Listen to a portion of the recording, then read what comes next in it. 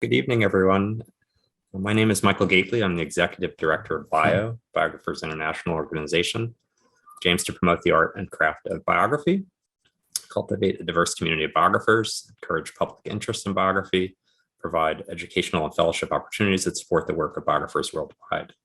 Please see our website for more information, biographersinternational.org, to join Bio as a member or donate to support our events, programs, workshops, awards, and fellowships. It's my great pleasure to introduce Bio's Zoom workshop series on reading biographies like a writer, which this evening continues with Debby Applegate, who will discuss what biographers can learn about the craft from Zelda, a biography by Nancy Milford, which explores the relationship between Zelda and her husband, F. Scott Fitzgerald. She'll be interviewed by Holly Van Leuven. Debbie and Holly will speak with each other for about 40 minutes. Please type your questions in the chat box, and they'll field some questions for the last 20 minutes. The event will last for about an hour, and we'll make the recording available for later viewing. Feel free to keep your video on, but please keep your audio on mute. Debby Applegate is a former president of Bio and the author of the newly released Madam, the biography of Polly Adler, icon of the jazz age, as well as The Most Famous Man in America, the biography of Henry Ward Beecher, for which she won the Pulitzer Prize for biography in 2007. She's the chair of Bio's Advisory Council. Holly Van Leuven is the author of Ray Bolger, More Than a Scarecrow, and the inaugural winner of Bio's Hazel Rowley Prize. She's the editor of Biographers Craft. Please welcome Debbie and Holly. Thanks. Thank you so much, Michael. Thank you, everybody, for joining, for Debbie and everybody else. On behalf of Bio Zoom Workshop Committee, I would love to invite you and welcome you to this second event in, as Michael had mentioned, the Reading Biography Like a Writer series. We are above honored tonight to have Debby Applegate with us discussing a book of her choice, which is Nancy Milford's Zelda. Zelda came out in 1970 and has enjoyed great popularity since then. And Debbie shared a few thoughts with me before we began about why she chose this book. And I'm sure there'll be lots of interesting points made throughout the evening. If anything that we happen to say inspires a question or a comment, please feel free to put that in the chat now or when it arises, and we will try to either integrate it into the conversation, or as Michael mentioned, we do have a designated period at the end where we can address some of those questions or go deeper into anything that you might like us to. So Debbie, just personally, it's a huge honor to be here with you. As we determined, I have not seen you in almost a decade, at which point I met you at the 2012 Bio Conference in Los Angeles. I was there on an undergraduate. We were on the same shuttle bus to the Huntington Library. And I was You were an undergraduate? That's how young you were? Oh, for heaven's sakes. You seemed very sophisticated. I would never have guessed. I was cowering in the back of the shuttle and you were up front, and you made the point to come back and sit in the seat in front of me. And we had such a lovely conversation. You were asking me many questions about what I was doing. And I just remembered feeling so welcome, and I've stuck around Bio since then. And tonight it is my turn to ask the questions. So I'll just preface this with sharing some of the thoughts that you shared with me. And you had mentioned that you first read Zelda when you were 14 years old. And direct quote, it consciously shaped a great deal of your thinking about personal values, work ethic, gender relations, and above all, power. And less consciously, it shaped your taste and your path to being a biographer. So that sounds like a very inspiring book. I've also read it, as many of us have. Maybe not everybody has it, and that's okay. We will make sure that what we get into tonight has enough context. This could still be valuable to learn some pointers of what to take away from a book like this. So what are your first impressions, Debbie? I know you reread this recently to share with us, so thank you for finding that time, especially with all you've had going on. So what did you think coming back to it? Well, you know, I felt like I was having two tracks of response. One was the palimpsest of memory. This was a book I read around the age of 14. My mother had the book. My father was a Hemingway buff, and my mother was a big fan of Dorothy Parker and the 20s. And it had, you know, so you take on your parents' tastes often. And I was always reading things that were inappropriate. And There are more inappropriate books. I just wrote a more inappropriate book for a 14-year-old to read. But it was clearly probably a little before my time, or before my, beyond my moment in time. But it came, so there was one track is really remembering what mattered to me about this book, why it stuck with me. But then the other track was seeing it now as a professional biographer. And man, it is so good. There is a reason it remains in print. If you go look online, you will see there are many up-to-date editions of it. There is a reason it was a classic of women's studies and of the genre itself, which of course I did not realize at the time. So that I would start, I guess, by talking about the 14-year-old me, because So here's what I noticed. So here's my copy of the book. I had read I can't tell where things are. Oh, no, I seem to have a green screen, so it's visible. I'm a magician. Oh, it's green, so you can't see it. I noticed I must have bought, I had read my mother's copy as a kid, the paperback, mass market paperback. But when I picked it up to reread this, I must have bought this copy, as I have dated it, because as a biographer, of course, you have to date everything just in case it comes in handy. The summer of 2000, I was writing my Beecher biography. Actually, I was struggling to write my Beecher biography, and I have bought from Bookhaven, a long gone book store in New Haven, not long after I realized this is my key influence, a perfect biography with a hint of autobiography. So clearly, somewhere along the line, I must have recognized it for what it was, but then I had to reconstruct it. So part of it is that when I was 14, this book, for those of you who may or may not have read it, it really focuses on the youth, the glorious youth of F. Scott Fitzgerald and his wife, Zelda Sayre. So part of it is that they appealed in the way that all beautiful, glamorized, youthful people do. They appealed all the more because they clearly had something beyond special, something singular, something that many people counted as truly unique. And when you're about 14, that is, if you don't want to be just exactly like everyone else, you want to, or you may also want to be simultaneously singular and unique. But I think that the reason it really hit me so hard and became a touchstone in my personal development. Sorry, I'm in an in-laws house. There will be a phone ringing sometimes because I can't stop. I can't change everything.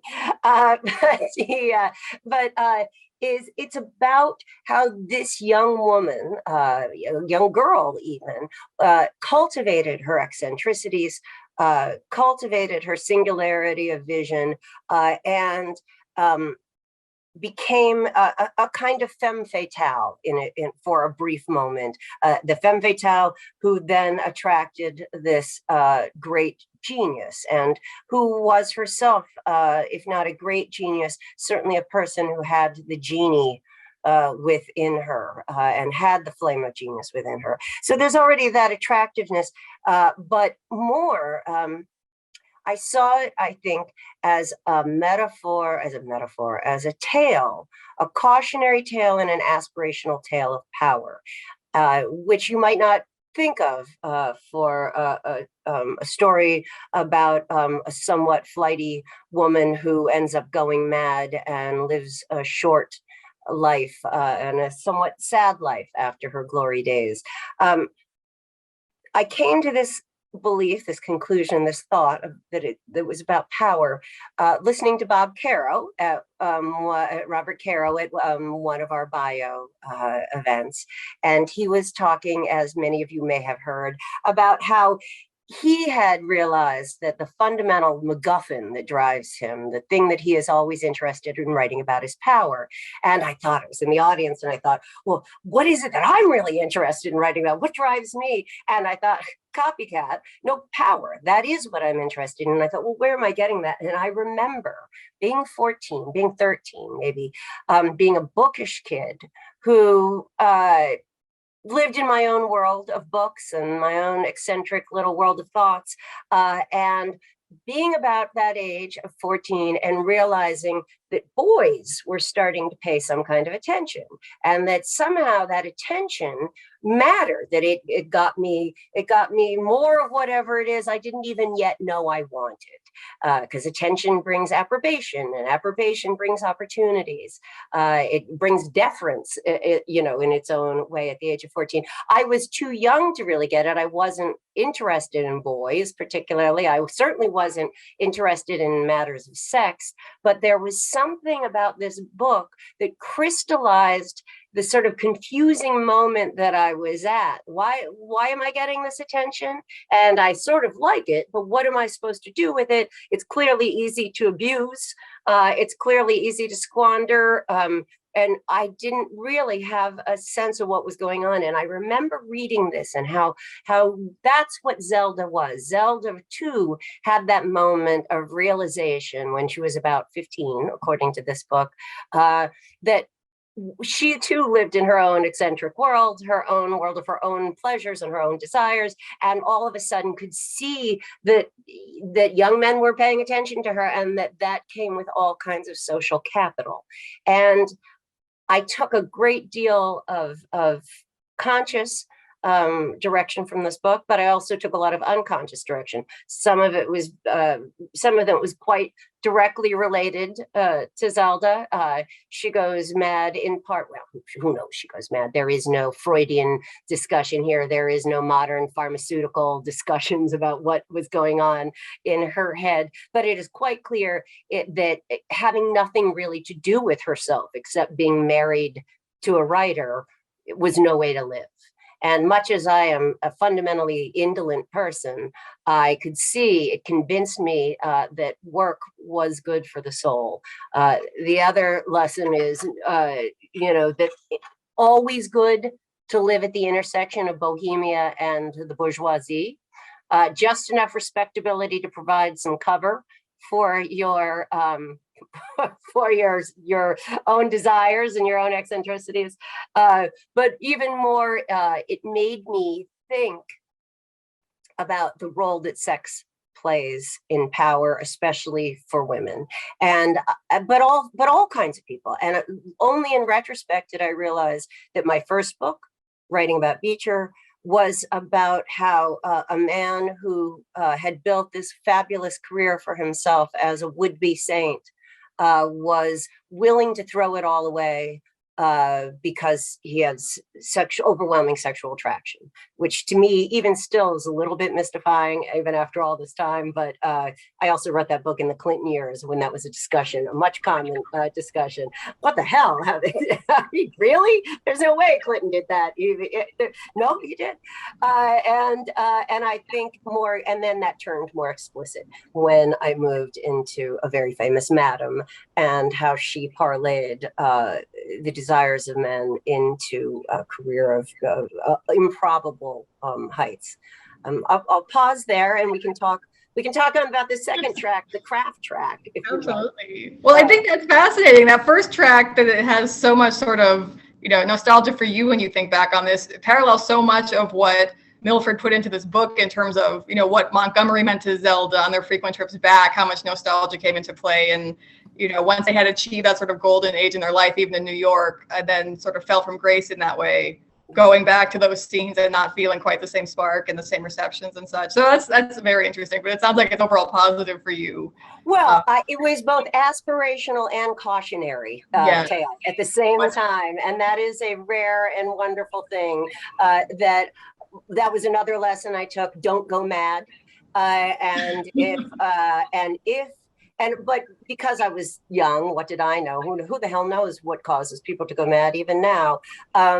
I could the lesson that I did take from that was, funny enough, leading me back to the petty bourgeoisie, which is that if fame, if excess of all sorts of desires is the companion to madness and to deterioration, then no, I don't need to be famous. And no, I don't need to have that kind of excess. I certainly don't need that kind of egotism.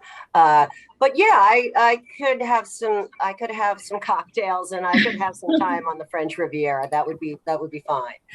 But you built that arc so beautifully, because you realized at a certain point almost that, you know, the book was sort of the cautionary tale and an aspirational tale, and then you're almost at a sort of apex where you're able to see how it braids into your writing life, and how you had just mentioned how similar themes have been emerging for you from Beecher up now through Polly Adler. And so I wonder, having had that as sort of act one in relation to this book, when you read it again in sort of your act two, what did you think about it as a Pulitzer Prize winning writer and somebody who had accrued all this experience of her own? I read it with incredible envy. Let me just say that, with deep jealousy and some ambivalence. So I thought, I keep wanting to hold the book up. It's ridiculous. I have my little. I'll vicariously do my edition for you. Yes, it's a book. You all know what it looks like. Yeah.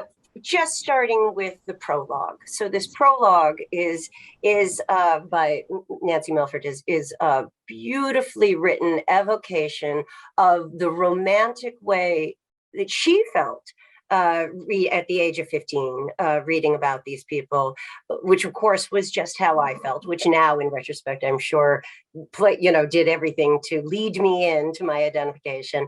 But it has this lovely Nick Carraway moment, a feeling of finding an outside focalizer, so that will report the facts through their eyes. So while reporting the facts, you are simultaneously reporting their effects, the effects of these facts, which is really both incredibly, overdetermined in the best way. So every word does double duty. You are both seeing it for yourself as if you were there, but you are also feeling it as if you were there, standing there, watching it through the eyes of whoever's speaking. So she does a beautiful job of creating that romantic atmosphere that we could believe at the age of 15 these people lived in. And then she goes about, if not debunking it, essentially. It's not a nice life in many ways. It's not an easy life. Certainly she goes about complicating that romantic evocation she begins with. And that starts off right there just beautifully. And of course, not everyone can do that with their biographical subject. It is not, it's not, sometimes it just feels like your own, just inserting yourself for no reason. But then the other thing is, first of all, she's just a beautiful writer. It reads very easily. It's an extraordinarily readable biography compared to most book stops like my own. But here's the other thing. I did not realize as a young person, how could I? Because what do I know about old people? Almost everyone in this book who she writes about, who she quotes, is alive, except for F. Scott and Zelda Fitzgerald. So she did. It's 1970 when it's published. She begins it in the early 60s. Most of them are in their 60s or 70s or 80s at the latest. And so much in here that she was able to do the spade work of history in a way that I did not appreciate, and that the richness of this biography, because of that, because she could go to different people and play off their accounts. Oh, I was told this by someone, let me check this with you, and that will of course create more feelings. Oh, somebody felt this way, that she was like a wild Indian. Oh no, I felt she was very aloof. Everyone could have their own voices, which gives a much more well-rounded picture. However, I do not believe in writing about live people. I don't believe in writing about people who are anywhere near alive. I don't have that kind of courage. I'm not sure I could do that much interview. I mean, maybe I could, probably I would enjoy interviewing people, but to me, I have always shied away from the living because, well, you know, they get their feelings hurt. They sue. They cut off your access to materials. I have always been deathly afraid of going there. So reading this, I was filled not just with the envy of the natural envy of all writers who read a beautiful book and think, "Ah, I wish I could do that," but also that world that she managed to get the last little bit of, she got to participate in, and you can feel it there. I'm not sure that would I'm not sure that would convince me that I should write about people who are still alive. Well, it's fascinating too, because at least in my more recent Harper Perennial edition, there's some interesting contextual information in the back about how Nancy Milford went about putting the book together and researching, et cetera. And it sounds as if she had some contact with Scotty, the only daughter of F. Scott and Zelda, and a couple early inquiries went sort of unreturned, and then she happened to be visiting the city where Scotty was at that point and made a visit, and apparently Scotty just brought out all these shopping bags full of correspondence, and the thought was that she had been perhaps sort of bewildered about what to do with them for all that time at that point. So she makes a very, very faint reference in there as well. I'm not sure what the backstory is. I couldn't find much about it, but Nancy Milford, in her own words, basically said, I sort of rejoiced to be handed that correspondence so easily, and perhaps I shouldn't have allowed such an informal transaction to happen. It sounds as if maybe down the line there were some problems concerning citation or rights or those types of things. It's only very briefly alluded to, but it does introduce a different degree of complication to your original point that, you know, there are pros perhaps of having access to people who are still with us, and then sometimes there can be serious drawbacks. But I wonder if, with that knowledge now, when you approached it sort of the second time, how did it feel to be reading? Because I know not everybody has read everything yet, but in my own sort of experience of this book, it's broken down into 4 sections, and quite easily it could be kind of explained as 2 sections of Zelda's upbringing and sort of a spin on the, you know, the debutante scene perhaps, and then marriage, life in New York, and then life beyond, overseas, abroad, profound struggling in institutions. I mean, I must say, really, I mean, these were very short lives. I think everybody approaches the story of the Fitzgeralds knowing that, somewhat tragic, but in the best way possible, Nancy Milford makes it seem so incredibly long. It seems like, you know, these were quite long-suffering people in some ways. It's really astonishing. But I think she has that effect because of the way that she's using the correspondence. And there's whole passages of just amazing letters. Not only, actually, I believe we are told that all of Zelda's letters to F. Scott Fitzgerald survived, but the reverse wasn't true. So they did not have the accompanying. And then, of course, she went farther afield and got letters from the Murphys and other friends, et cetera. But she had just an absolute abundance of correspondence to draw from, which she drew from very well. That's, you know, it's not to say she didn't have a very difficult time of making selections and things. So I wonder, when you see a book that's like this, that has so many sort of, you know, documents attached to it, including people who can corroborate some of that are still alive. What does that make you feel in terms of writing, and sort of what challenges and opportunities do you see in that, and how does that come across in a book like this? Well, one thing I think every biographer should do is try to make sure all their sources are incredibly articulate and insightful and emotionally interesting.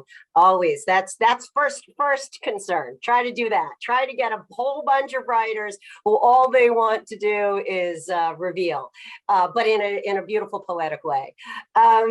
So that was luck. I mean, that is luck. But of course, I'm not saying that her choice was beautiful. I felt all of her choices were beautiful. And in fact, this book, maybe Zelda did write quite a bit.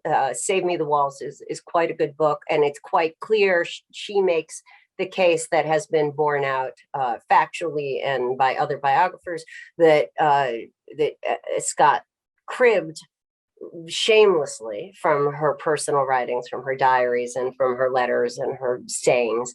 I mean, he did that with everyone. She was just his very best source. But it puts the lie, maybe it helps be the Fitzgeralds, that I find literary biographies to be very challenging. I personally, I guess all I'm talking about is my fears. I don't know that I would write a literary biography because writers don't really do that much. I mean, you're writing a biography of ideas. You're probably writing half the time a biography of lamentations and bitching about how they're not getting enough work done, which is that anybody who looks at my writings, personal writings, that's all I ever talk about. Just why is this taking so long?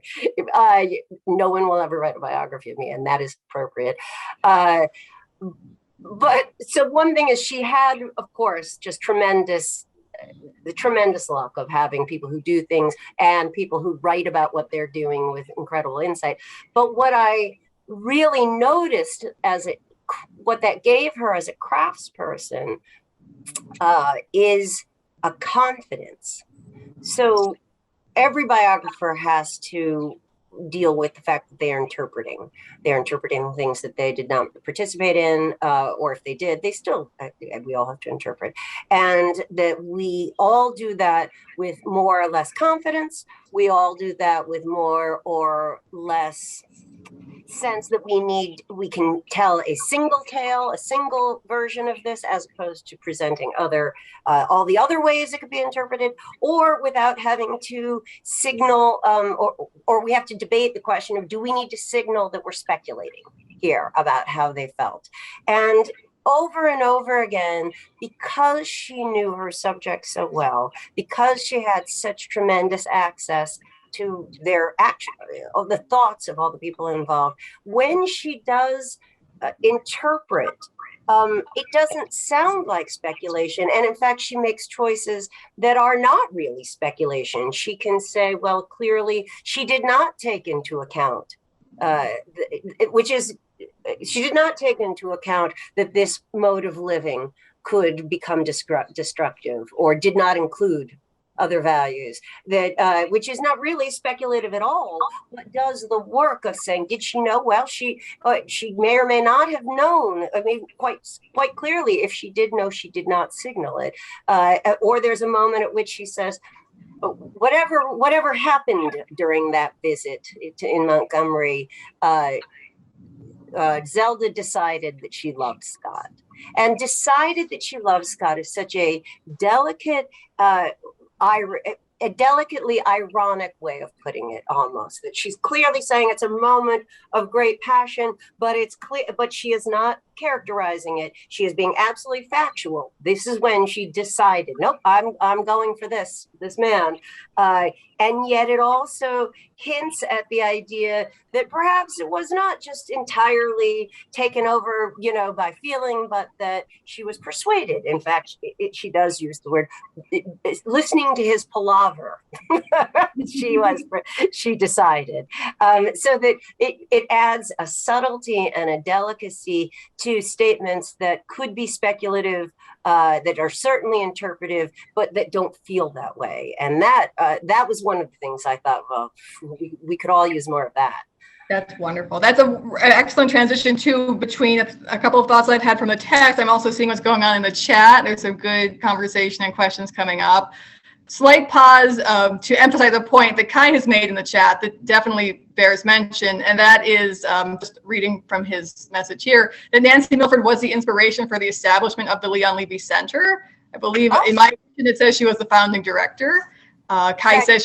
Kai saying that. Oh, okay. Kai is saying she was a very good friend of Leon Levy and Shelby White, and she is still with us, though sadly very ill. But her Zelda sold 2 million copies and really gave biography a jolt. Wow. And women, because, it is not, it so stands alone as its own book that it is easy to forget that what she did was actually quite a radical thing in the late 1960s, to take a wife of a writer, a wife who was considered by many to be flighty and unaccomplished, and if anything, maybe a hindrance to her husband's accomplishments, and gave her this life that was by no means an accessory, and not just not an accessory, but shows how much that was a collaborative genius that was really, and yet she's not arguing in an, again, I keep gesturing to the book. She's not in any way polemic. She doesn't say one word contextualizing it. I mean, she does a little.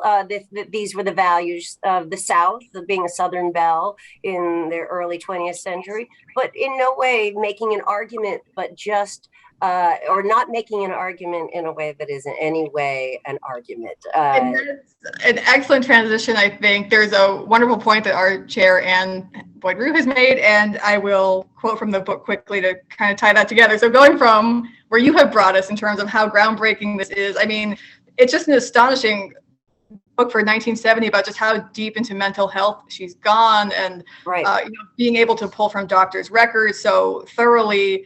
And so I'll just mention a couple of quotes that caught my eye out of many, where it seems, to your point, Debbie, that Nancy Milford is so skilled at presenting different facets, and she's never necessarily advancing one as the sort of definitive interpretation, whether that's about the mental health struggles, whether that's about literary points, interpersonal points between she and her husband. So just to show some examples of that, in case we have not all gotten through this wonderfully fast-paced but long book. Please. Here's a quick quote. What Zelda intended to avoid at all costs was her vision of the legion of unhappy women, saddled with domesticity, weary and yet resigned to it. She was perceptive enough to understand that in their apparent resignation, they thought of themselves as martyrs, and that was a position she abhorred for its dishonesty. So that, presents one point of view, but immediately followed by, another, aspect of maybe the same conundrum. What she wrote was a protest, but it was also a defense of her own code of existence, that this code was potentially destructive and that it would demand its own continual and wearying performance she did not take into account. Yeah, so that was what I was noting, and yeah, exactly. I felt this much more explicitly when I was writing the book about Henry Ward Beecher and his big sex scandal. I felt it because I knew very well that there were family members who did not think he was guilty of seducing his parishioner, and that I knew there were scholars who did not think that. And not only that, there were scholars who thought you can't come to any conclusions about that. And I remember deciding that there was only one. I mean, I personally think he probably was guilty, and I could have pressed that harder. But I think the far more fun way and the far more the bigger portrait, the subtler portrait way, and the more true portrait is to present the varying arguments in the voices of the people who made them best. So that you put the people who thought that Henry was guilty as hell, and then you juxtapose it with the people who thought, how in the world could he possibly have done that? In the same way, she just did that, but internally. That internally, quite clearly, she was making this kind of claim, but at the same time, she also was explicitly making this kind of claim. And that lack of resolution would be part of what drives her forward. And you see it in the mental health stuff too, which is she's just very matter of fact. She's laying out all the various things it could be. I certainly, at the time I read this as a young person, it was 1970. There was a limit to how much any of us knew about perhaps being bipolar or schizophrenic or whatever the actual what we would ever diagnose it as now.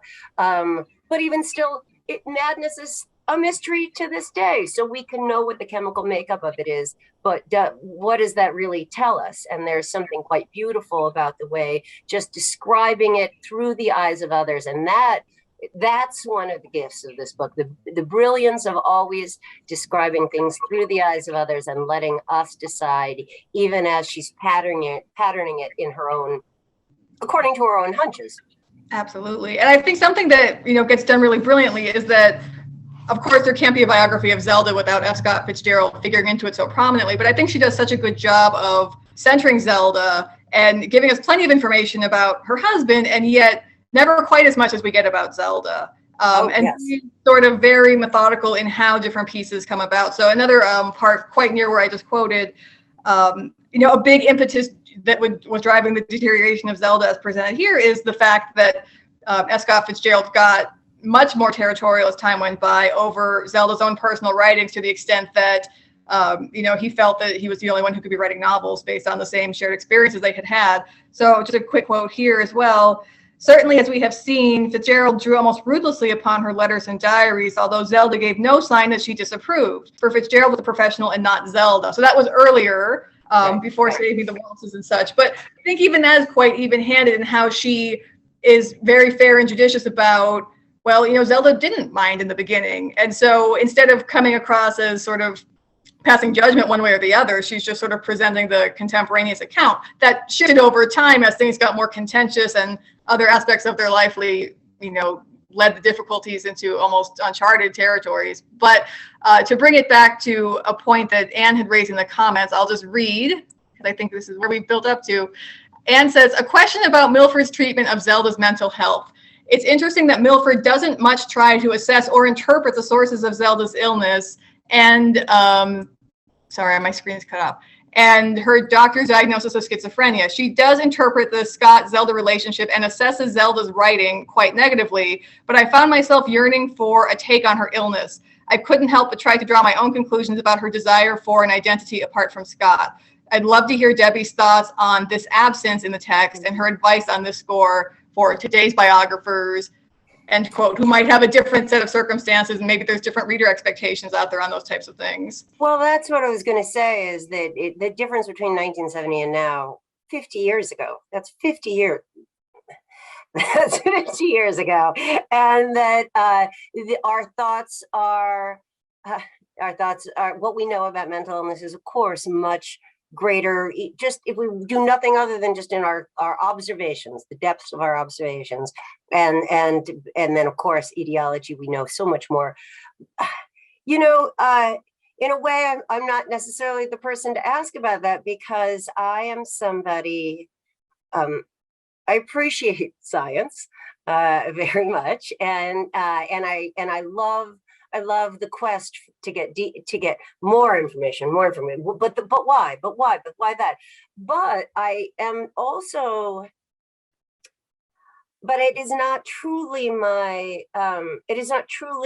interest in a way, so that I have thought this about mental illness among the people I know in real life people, living people, that at a certain point, yes, we can know there's a genetic component. We can know that there was trauma that might have triggered a genetic component. We can know that there are various chemical functionings and synapses working in various different ways.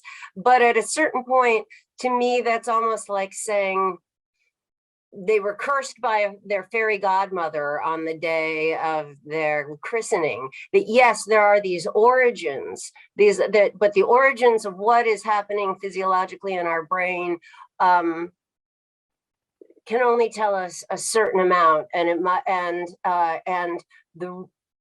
so sorry, it's something I've thought a lot about, and I obviously have not articulated all that well to myself, except that in the end, I often feel as a biographer, it's good for me to know what was going on physiologically. It's good to know what might have triggered those physiological things. It's very important if they are social and emotional things. But in the end, it's like, I don't need to know, if I can start the car, I don't necessarily need to know everything about the engine. I need to know some things. I need to know when the car was built. I need to know what kind of care it's going to need. I need to know what kind of fuel it's going to need. But so I guess I feel that way, but I don't need to know exactly how the engine itself works for the kind of biography I write. What I feel like I write is how people deal with the hand they are dealt, and I suppose perhaps I would not be the best for dealing with it. True, and also I also think how we interpret mental illness changes so much. So to me, the most important part is how we interpret the mental illness at any given moment rather than exactly what causes it. But perhaps that is not an adequate answer. And I am certain that other people would have a more interesting answer. And I see somebody else's, Megan Marshall is just, I'd like to think she's sort of agreeing with me there. That of course, I'm a humanist. Sorry, not a scientist. I guarantee there are scientists in the room who will think, whatever, who cares what you think? Excellent. I had a couple other sort of smaller observations away from the broader brushstroke things that this biography deals with so well, just for a little bit of response. Also, I'm looking at our time clock here. We're going to be upon the question and answer portion if we aren't yet. So perhaps while I and Debbie go over a couple of points, our lovely audience can type what they'd like to hear. We can transition to that in a few moments. But another thing that I was really captivated with by this book, as I mentioned, there's the 4 sections. To me, the 2 feel quite different from the last 2, although not in a way that you're distracted necessarily as you go and read through. I just think so much of the latter half of this book is the buildup of the sort of the psychodrama, if you will, between 2 people whose health is deteriorating, and it becomes very sort of document heavy in a letters sort of way. And I found a couple of examples from the first half of the book that use source material in an interesting way. And Debbie, you actually made a comment to me a little bit before we came online that maybe you could expound. This could be kind of our final craft element portion before we get to the questions. But you had mentioned that this was just a little bit autobiographical as well, just enough of a taste of autobiography.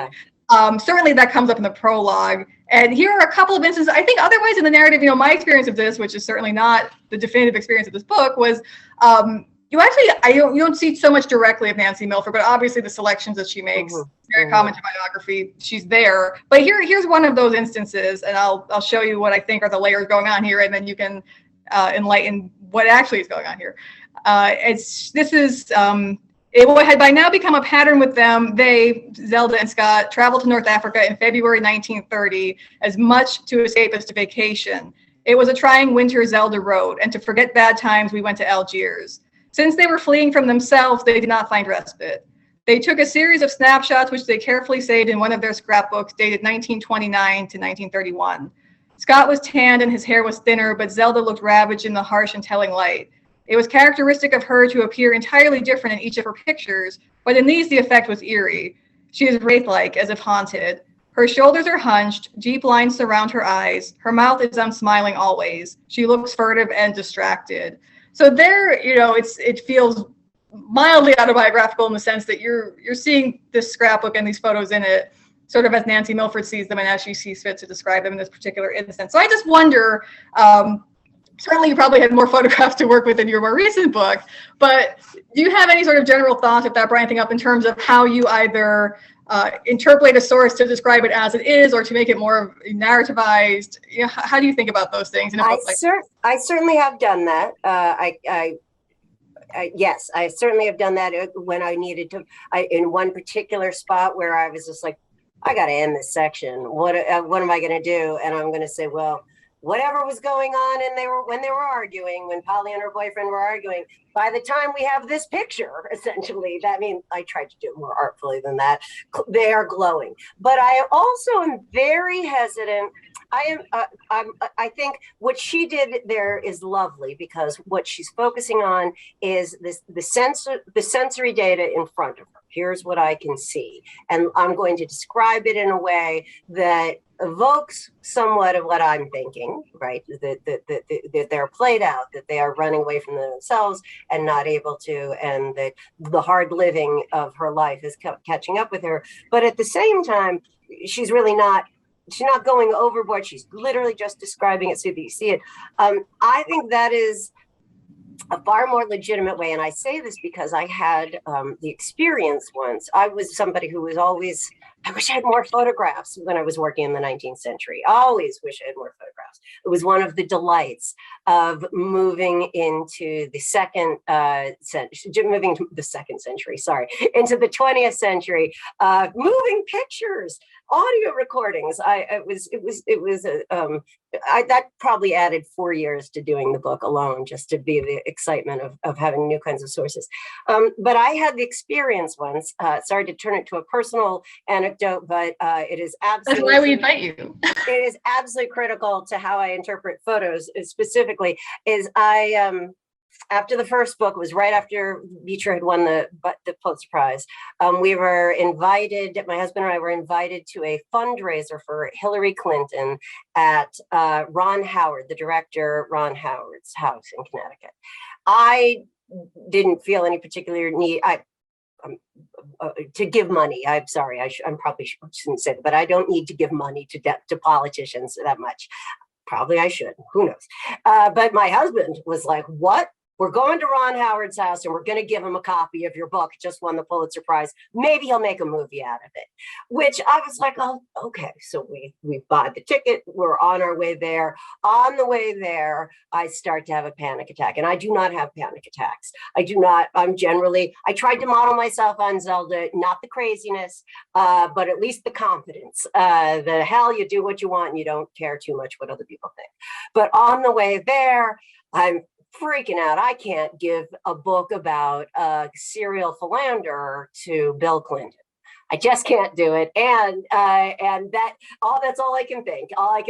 But we paid, we're in the car, we're going there, and we get there. And it is filled with big wigs of all kinds. All I can tell you is in the line to get to go meet and have my picture taken with Bill Clinton, I allied myself with a lowly congressman, Jerry Nadler, who wasn't as famous then.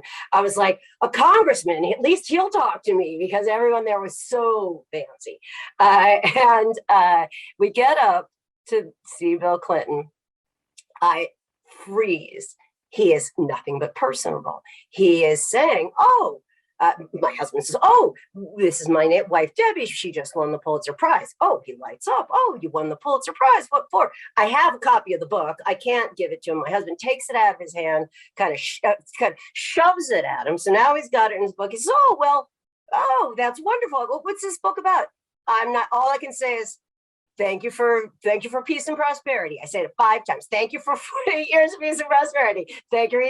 Finally, he says, well, literally, he stops me. He says, well, what is this book about? And I said, all I can think is serial philanderer. I said, well, you'll just have to read it. And I shove my hand at him, shake his hand, and stomp off. And my husband's standing there like, well, I'll talk to you. I'll be happy to talk to you. And Bill Clinton's like, nope, moving on. And what I was horrified. The whole experience was mortifying. And we'll never do that again. But a couple weeks later, photograph comes in the mail, and it is a picture of me and my husband Bruce standing there with Bill Clinton.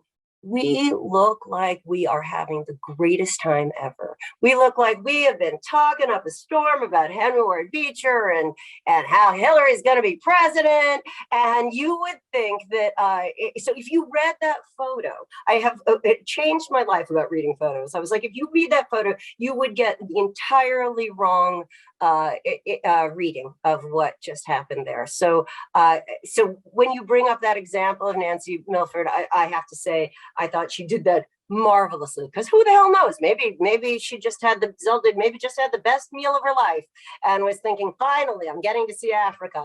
But better to just go with what you can see. Wonderful. What a memorable way to learn that. Never happening again. We have some wonderful comments. I'll just read them out because this recording will go on to live on YouTube, and our chat feature sadly does not accompany it. So I will just start a few things. If anyone has any questions to add, we do have a few minutes, so please feel free to add them now as I'm going through.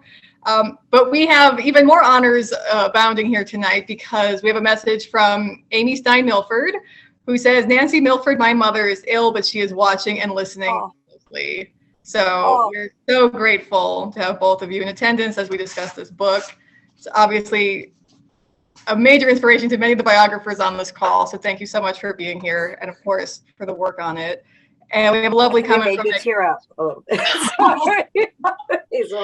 Even Debbie gets some Megan Marshall says, just want to underscore Debbie's point about how influential Zelda was, proving that a solid biography could treat someone off-center as a deserving subject. Jean Strauss's Alice James, Brenda Maddox's Nora Joyce, Diane Johnson's Lesser Lives, and others have said, my Peabody sisters, for Megan, might not have come out without Milford's Zelda.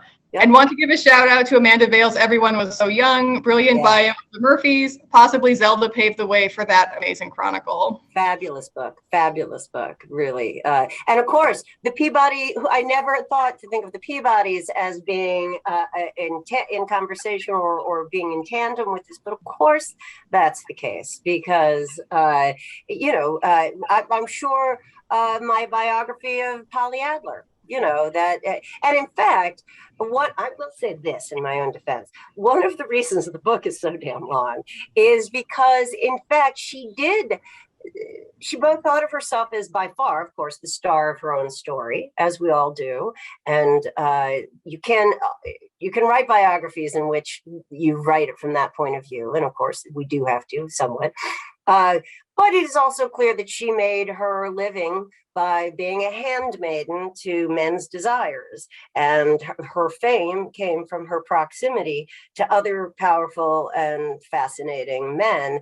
And there is nothing like dropping the names of people who've been dead for 100 years to show, hey, look how important she is, without having to explain. So this book, it was easier to write the Beecher book because he was the center of his own story and everybody knew it. There was no doubt about it. And with Polly, she always had to decenter herself to make everyone else happy, even as in her own mind and in her own memoir, of course, she was her own protagonist. And so to create a world where you can see how women, that's one of the things that biographers often of women, but sometimes they're just other secondary. If we wrote a biography of Nick Carraway, we'd still have to know plenty about bootlegging to make his story pertinent. And I think that sometimes women's stories are better avenues into wider historical context because they don't go through the world thinking they're wearing 7-league boots and everybody just get out of the way. You have to understand where they live, who they know, how they think of the world, to understand why they're important or why we should care. That's my thought. That's wonderful. And I feel like I just simply must ask, given the timing of your willingness to come in and talk about this book and bring it to all of our attentions and have us read it this season as well. So thank you for sharing your favorite, which has certainly become one of my favorites and has given our membership lots to discuss. I do wonder, given that you have just put this book, A Tale of a Jazz Age, out, did Polly Adler have any run-ins with the Fitzgeralds? Oh, so I spent quite a bit of time, of course, on these questions. You can imagine. I do think, so she was very close to many of the people in the Algonquin Roundtable, and those who are jazz age, literary buffs.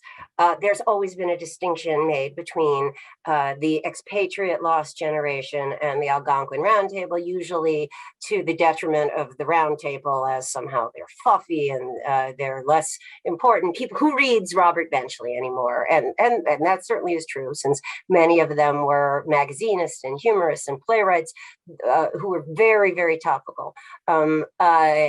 So I would say first that is a specious distinction because they hung out together plenty. They all went to go see them in Paris, and in France, even if they did not abandon America. Second of all, it is certainly true that The Sun Also Rises made Hemingway a god, but when you come to actual influence in American culture, the Roundtable had extraordinary day-to-day influence in shaping popular culture and our interpretations of American life in ways that we just don't recognize because they're not allied with the name of a genius and put between covers in the same way. That said, I do think she knew Hemingway. I do not have any real proof for that, but there are a lot of places where they've almost certainly overlapped when Hemingway came to New York to sell some of his books and to deal with serial rights, and was hanging out at the Stork Club and hanging out at 21 when she was the house madam for 21. So I do, and he was a very good friend of Robert Benchley. So I think it's highly likely that Benchley brought them there. I did not mention that much, as I desperately wanted to get Hemingway into the book. But one of the things I came to believe, in the Hemingway versus Fitzgerald game, is that in many ways, Fitzgerald was the far more honorable of the two. Yes, he was a bad drunk, the kind of guy who had 2 drinks and couldn't hold his liquor and was nasty when he was drunk, for sure. Not a nice man in that sense.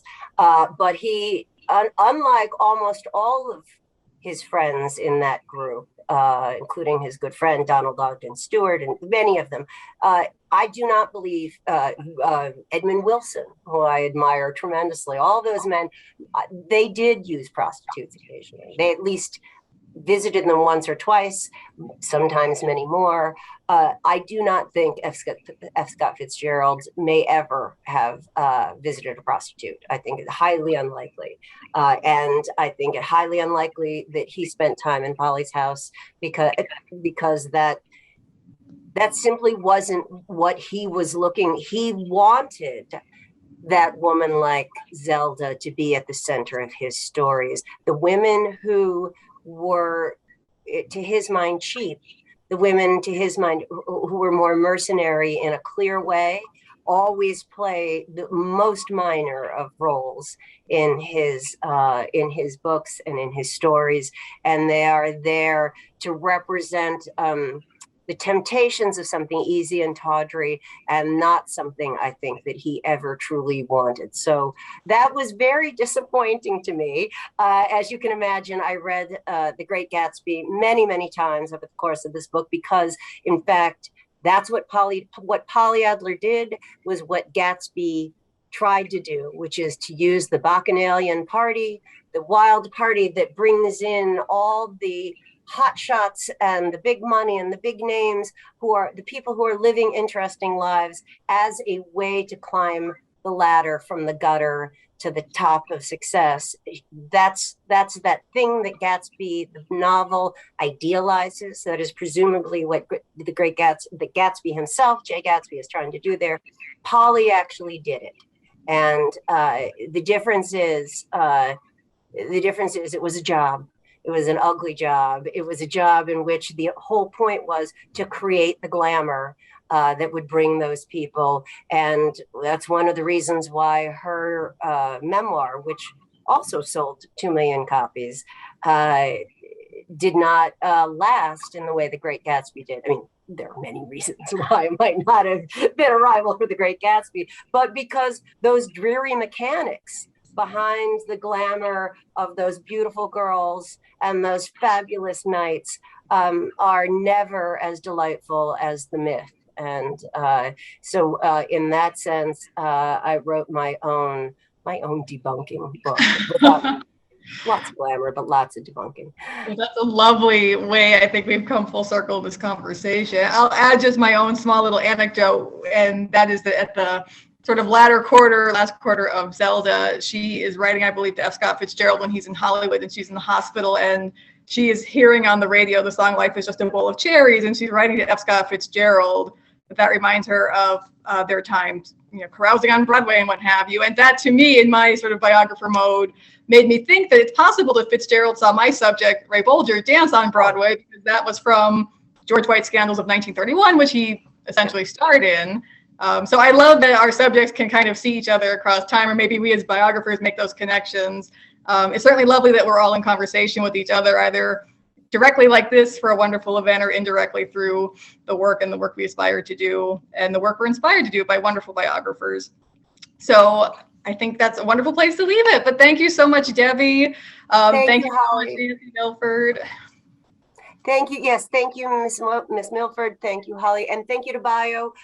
One of the things that I really came away with writing about the Jazz Age New York City is there are moments that are scenes a scene in American life when people are mixing and mingling and exchanging ideas, and they don't even mean to. They are just enjoying themselves together in a space together. We are not able to do that now, but Bio has consistently done that. I hope I will see most of you at the conference in May, because it's pretty rare that we get to do that nowadays. So thank you for Bio and all the people who make it happen, and the Leon Levy Center and Shelby White and all of you. Thank you.